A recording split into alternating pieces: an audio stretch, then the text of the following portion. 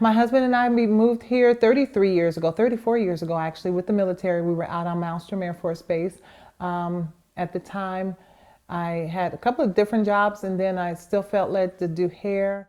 Antoinette Collins, realtor, First Lady of AT Worship Temple and owner of Gate of Beauty Salon, moved from Chicago to Great Falls decades ago. Even before becoming licensed, she says hairstyling was always part of her life. And I felt compelled that the Lord was leading me to open up my own salon.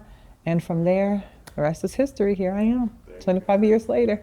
Collins and her husband, Bishop Collins, have built deep ties in the community through outreach efforts like feeding the homeless and engaging in local issues. During Black History Month, stories like theirs highlight the community that has formed around longtime residents, even when challenges arose. I've been told that, they felt it was more of just a Black culture down here, that they didn't want to rent a station. They felt a little uncomfortable, which was weird because 97% of my clientele is Caucasian. I'm totally a multicultural salon. Despite obstacles, Collins says her faith and loyal clientele have kept her motivated. So I just enjoy being around my clients. I have a great clientele, and I've had ladies been with me since the day I opened.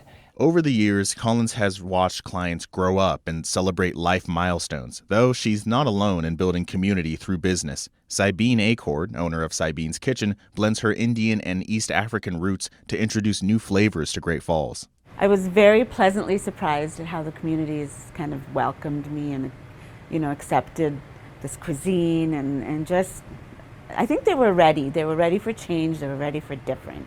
Acord grew up in Tanzania after her family migrated from Gujarat. While environments changed, many culinary traditions remained, now reflected in her menu. I do the fusion with the East African flavors because really the spices are all very, similar, but the techniques and all that is a little bit different. But after later moving to Calgary and eventually Great Falls, Acord says opening a restaurant wasn't part of the original plan. The idea came organically while she taught cooking classes as customers encouraged her to expand. I've heard people come and say, it's so warm and welcoming, and we just feel like, and I'll have people sit here for hours and talk, and they just don't. And it's nice because that warms my heart. For both Collins and Acord, their journeys reflect how culture, resilience, and connection continue shaping community in Great Falls. In Great Falls, Quentin Shores, MTN News.